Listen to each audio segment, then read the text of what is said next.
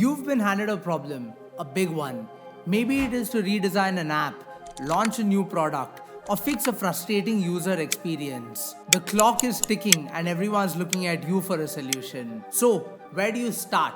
This used to be every other day for me. To be part of a startup, to see it move from zero to something really big. In all that chaos, what do you think was the best way for me to structure my approach? Some jump straight into brainstorming. Others choose to make a wireframe before they create their design. And then there are those who choose to use the cleanest and most effective way to solve any problem at work, optimizing for time, cost, and resources. The double diamond design process. This isn't just a framework, it's a mindset. And I'm going to break it down for you step by step so that you can use it for any design challenge you face. Do watch it till the very end to see how each of these D's played a massive role in my professional career, including actual examples of projects where we use them a specific way. Even if people with me then would say that's not how we did it, trust me, that's how we did it. So welcome to this episode of the Professional Playbook, where we'll run through the double diamond design process.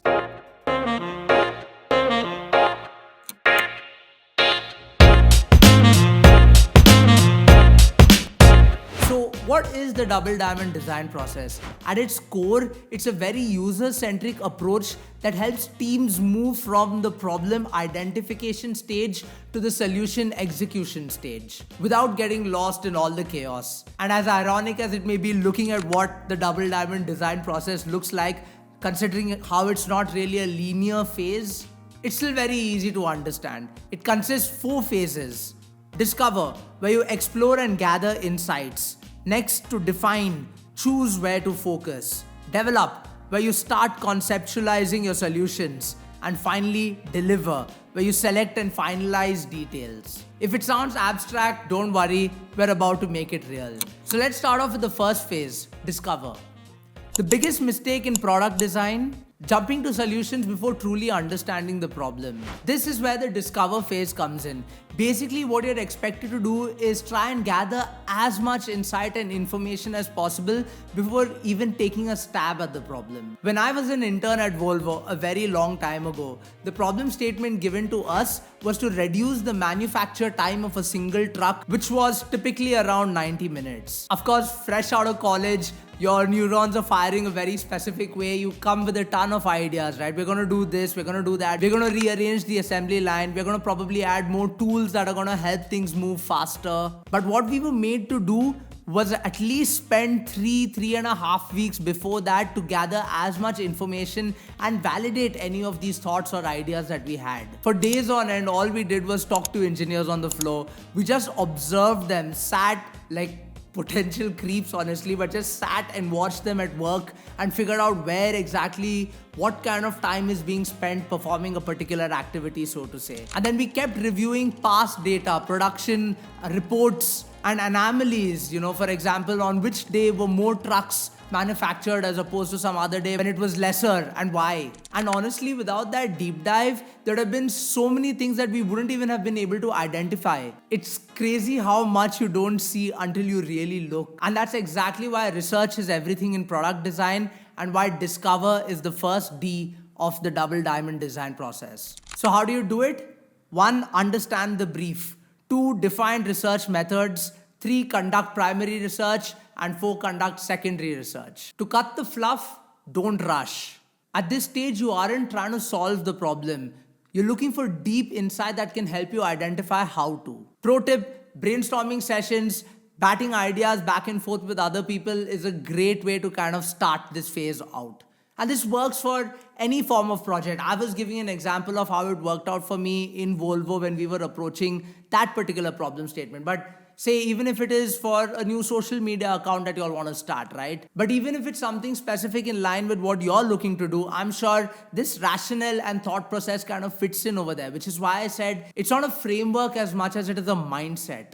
All right, so we've gathered all the data. Now, when does this insight move into action? Enter phase 2, define. This phase is about focus. What is the specific challenge you're looking to solve, and what is the user need that you're trying to meet? At Byju's, for example, a very long time ago, there's a time when we needed to create a strong online presence for a product launch. And since we had just started off, there was nothing out there in that sense. And a lot of ideas came to mind based on the discover phase, right? We could go ahead with SEOs, we could figure out influencer marketing, other top of the funnel strategies. And during this entire phase, gathering all that information and figuring out what stood out the most for us was social media presence. We needed engaging content that could be shared across just to kind of create that buzz, right? And then it became a lot clearer for us in terms of what content to create as well. What was the purpose behind this social media hustle, so to say? Was it to increase brand awareness? Was it to increase sales? Because both obviously have very different strategies. And this was much before the heydays when a lot of other opportunities came along the way. This helped us even understand what success looks like. The conversions, the engagement, identifying all the metrics that we actually need to track. Without that, you're just throwing stuff, hoping something sticks on the wall. And most importantly, this helped align the entire team together towards that goal. So what did we do here? 1, we built themes and clusters from the data we just collected. 2, we documented our insights and findings.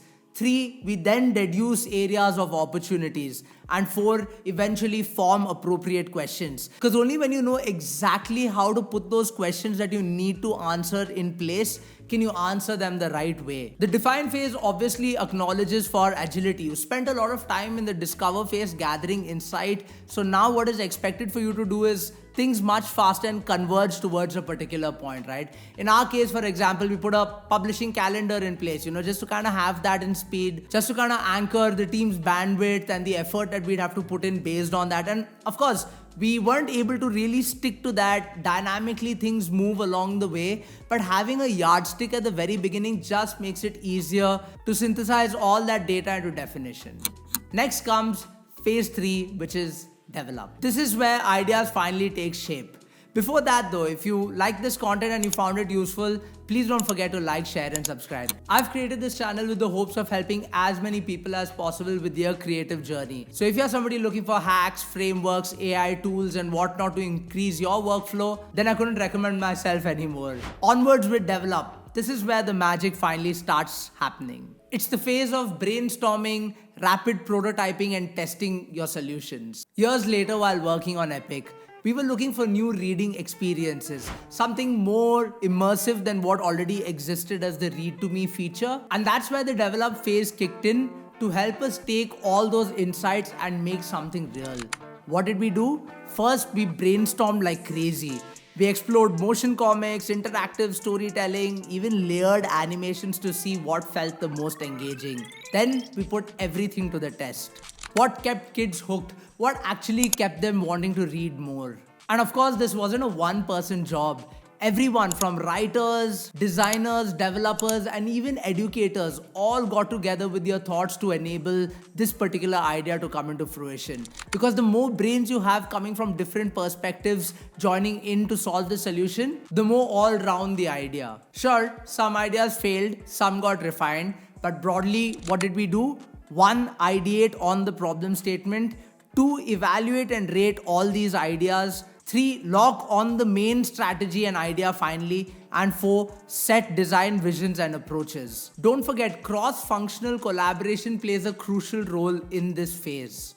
Alright, so now we have brainstormed, prototyped, and finally identified the idea. But an idea is only as good as its execution. Enter phase 4, deliver, where we finally bring it to life at scale. The deliver phase is all about finalizing the best version of the product, building it at scale, and ensuring usability and engagement. During the pandemic, for example, when we had to come up with our live learning product, for say the Byju's Math Companion product, when we had to figure out how to make a live class not only engaging but also effective, this is how we went about executing it in its final deliver stage. First, we experimented with different teaching structures, figuring out what made the classes more engaging.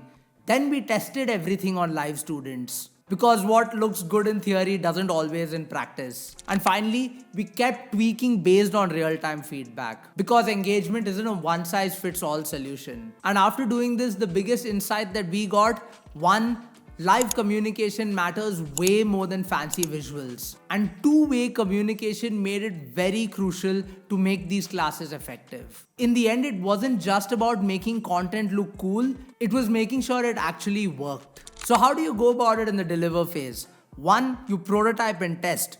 2, you analyze and learn. 3, iterate and build. And finally, polish and release. And you keep doing this until you repeat it and you finally perfect exactly the solution that you set out to execute. Again, as a converging phase, the deliver phase obviously acknowledges for scale. So when we set about approaching this product, we have to make sure we're not compromising at that scale. Sure, we want a class to be a specific way so that it is effective. The students understand exactly what they're looking for, but we also need to figure out how these classes can come out in line with the students' timetable so that we can keep up with them on a daily, weekly basis. That helped us identify the kind of design and educational systems that we need to kind of figure out to enable these things, right? And that thinking wouldn't even have come into place if we hadn't approached this problem or any of the other 3 problems that I described to you, each in their own individual double diamond design processes. Now, what I try to do is explain or run you through each of the Ds with a different example altogether so that you can see how versatile an approach or a framework like this can be when you are setting out to solve problems. So that's the double diamond design process for you. One that prevents guesswork and ensures better user-centric solutions. I hope you found this video useful and are figuring out ways by which you can incorporate this in your daily hustle as well. If so, please don't forget to like, share and subscribe. Peace out. I'll see you in the next one.